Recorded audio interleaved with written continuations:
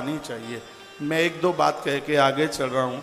भोर में ऐसा आज कथा में से नियम लेके जाना कि ब्रह्म मुहूर्त में 5 बजे से पहले आपके घर का मुख्य दरवाज़ा खुल जाए, क्योंकि सुबह एक देवी और एक देवता सबके घर में भ्रमण करने के लिए आते हैं। देवता में है भगवान विष्णु और देवी में है माता सरस्वती। माता सरस्वती आएगी तो आपके घर में विचारों की कमी नहीं रहेगी, और भगवान विष्णु आएंगे तो आपके घर में संपदा की कमी नहीं रहेगी। संपत्ति और सन्मति ये दोनों चीज़ें देने के लिए माँ भगवती सरस्वती और भगवान विष्णु इन दोनों का सुबह का भ्रमण करने का समय है, तो आपके कपाट खुल जाए। मकान इस प्रकार से बनाया जाए जिसमें सूर्य भगवान की किरणें आवें। मैंने अग्नि पुराण में पढ़ा है कि घर में जब कोई ऋतुमती ऋतुकाल में नारी जहाँ 5-4 दिन पूजा के लायक नहीं होती, जब वो कहीं देवी देवताओं के सामने से निकल जाती है या तुलसी के सामने से निकल जाती है या रसोई के सामने से निकल जाती है, तो उस जगह की अपवित्रता उसी समय समाप्त हो जाती है जब सूर्य भगवान की किरणें घर में आकर के पड़ जाती है। सूर्य भगवान की किरणों का इतना बड़ा प्रभाव है। आजकल तो फ्लैट वाला मामला है, आप फ्लैट भी खरीदते हैं तो उसमें भी ये देखिए कि सूर्य की रोशनी आनी चाहिए। तुलसी तपोवन मठ श्रीधाम वृंदावन में 1000 कमरे का एक बहुत बड़ा आश्रम बनाया जा रहा है। इसलिए मैं इन सेठों के घर में रुकता हूँ तो उनके बाथरूमों की टोंटी देखता रहता हूँ, उनका फर्श देखता हूँ, उनकी फ्लोरिंग देखता हूँ, और मुझे ज़्यादा अच्छा लगता है तो मैं उसकी एक आध फ़ोटो भी ले लेता हूँ। पुरुषोत्तम भैया, मैंने आपके एक आध गेट की फ़ोटो लिखवा ली है, अच्छा लगा, इन्होंने बड़ा अच्छा बनाया है। और मैंने अपने इंजीनियर लोगों को मैं उनको बोलता हूँ कि देख ये गेट कितना बढ़िया है, इसकी मोटाई देख। इंजीनियर लोगों को, भैया इनको ये देखिए ना, जीवन में कोई काम करो उत्साह के साथ कर रहे हो तो एक बार आदमी आके खड़ा हो तो ये तो कही दे क्या कमाल का बनाया है, तो मेहनत करने का भी आनंद होता है। इतना बड़ा आश्रम बनाया जा रहा है, बहुत लंबी चौड़ी जगह में वो बनाया जा रहा है। वो स्थान इतना पावन होता है जिसके आंगन में खड़े होकर के आकाश दिखाई दे जाए।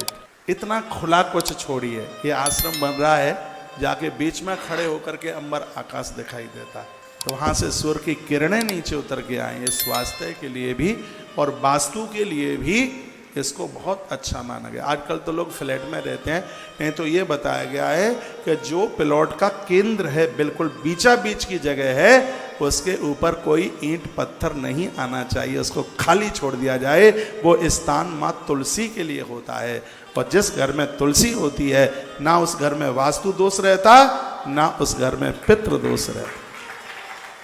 आज तो सब कुछ महंगा हो गया, उतनी व्यवस्था बनती नहीं है। राजस्थान के भाई बहन और भी प्रदेशों के लोग बैठे हैं, आपने देखा होगा पुराने समय में हवेलियां बनती थी तो बीच का आंगन खाली छोड़ देते थे, तो उसमें एक ट्रैक्टर एक जाल डाल दे देते थे उस ऊपर में, कहते थे कि आंगन, और आंगन में यूँ मुड़गारी बना दी जाती थी।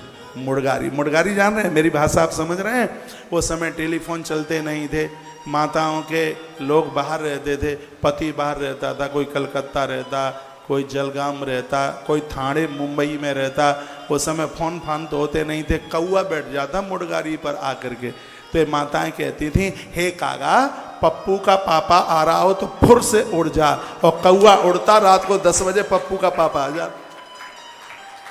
ऐसे ऐसे संकेत मिलते थे। वो जीवन बड़ा था, आनंदोत्मग्न करने वाला।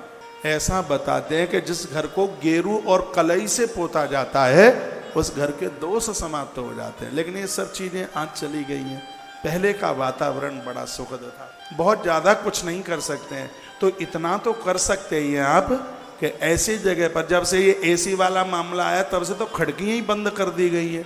अभी मैं कहाँ था, हाँ दिल्ली एयरपोर्ट की तरफ जा रहा था तो एक ऐसी बिल्डिंग देखी, तो मैं आचार्य जी को बोल रहा था कि इसमें कहीं जंगले खिड़कियां हैं नहीं, तो ये लोग श्वासें कहाँ से ले रहे होंगे, इतनी बड़ी मंजिल और उसमें कहीं खिड़की नहीं, उसमें कहीं कोई जंगला नहीं।